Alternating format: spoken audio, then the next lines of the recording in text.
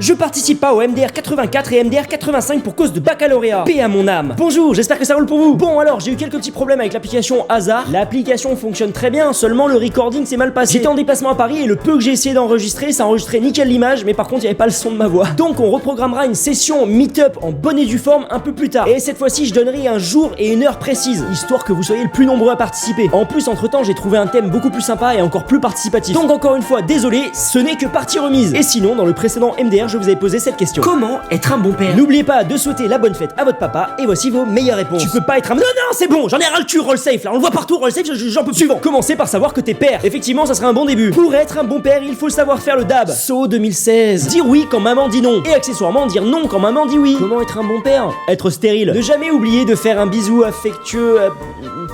Non, Harry, tu vas trop loin, Harry, là. Papa, individu narcissique qui, quand il regarde ses enfants, se dit: bordel, c'est moi qui ai fait ça, ils sont trop beaux. Pour être un bon père, faudrait déjà arrêter de mettre ses enfants dans un mouchoir. Tu vends tes enfants au marché noir. Quoi? C'est illégal, c'est la crise aussi. Enfin, c'est ça où je leur fais déballer des jouets sur YouTube, hein. Être un mauvais père, c'est avoir oublié la capote. Tout bon père doit foutre la honte à son gosse. C'est genre devant le portail du lycée. Mon fistonné, je t'ai mis ton petit goûter dans ton sac. À qui c'est pas arrivé ça? Moi, je préférerais une bonne père. Laisse maman gérer. Exemple, papa, tu peux... Demande à ta mère. Pour être un bon père, c'est facile, il suffit de ne pas se terminer par 1, 3, 5, 7, 9. Faudrait commencer par arrêter de vouloir tuer chaque petit copain de sa fille. Ah, ma pauvre Anaïs, alors il y en a combien qui ont été enterrés dans ton jardin? Il faut donner son lait qu'on produit soi-même à ses enfants. Ils vont adorer. Non, ils vont pas adorer, non. Le père parfait frappe pas son enfant.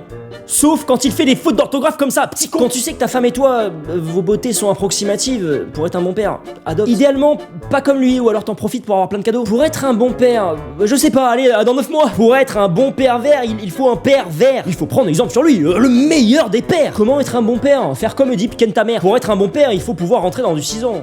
Ah, comment ça, on parle pas de curé? Oh, autant pour moi. Faut boire du Sprite son père. Ah non, ça marche. Il faut boire, fumer et frapper ses enfants. Être bien beauf sa mère. Hey chérie, il y a le foot là, donne une bière, on va faire la vaisselle. Pour être un bon père, travailler et offrir aux gosses, c'est tout. Waouh, c'est tellement 1940 comme façon de voir les choses. Pour être un bon père, il faut toujours dire ok. Père ok. Ceinture, plumeau, babouche. C'est ça, un daron respecté. Ah oui, à chaque culture, sa propre ceinture. Apporter de la bouffe de McDo pour sa famille, qu'il pleuve, qu'il vente, qu'il neige. Bah ouais, pour braver toutes ces intempéries, il faut un impair. Et enfin, toujours dire non à tout. Et ouais, pour rebondir sur la philosophie, le baccalauréat, tout ça.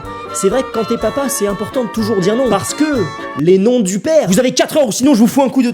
Ah merde, j'ai pas de ceinture. MDR. Bon, du coup, dans le prochain MDR, on va aborder une thématique qui va être très importante. Le prochain MDR sort le 21 juin, le mercredi 21 juin. Et le 21 juin, c'est la fête de la musique. Du coup, la question est, si vous deviez torturer quelqu'un avec de la musique, laquelle serait-ce? Eh oui, hein, imaginez une bonne torture bien bâtarde, où vous faites écouter la même musique en boucle comme ça à une personne que vous détestez. Bah, ça serait quoi? Dites-le moi en commentaire, et je prendrai vos meilleures réponses. Allez, je vous dis à mercredi. Ciao. Like, partage et laisse un commentaire. Peut-être passeras-tu dans le prochain MDR.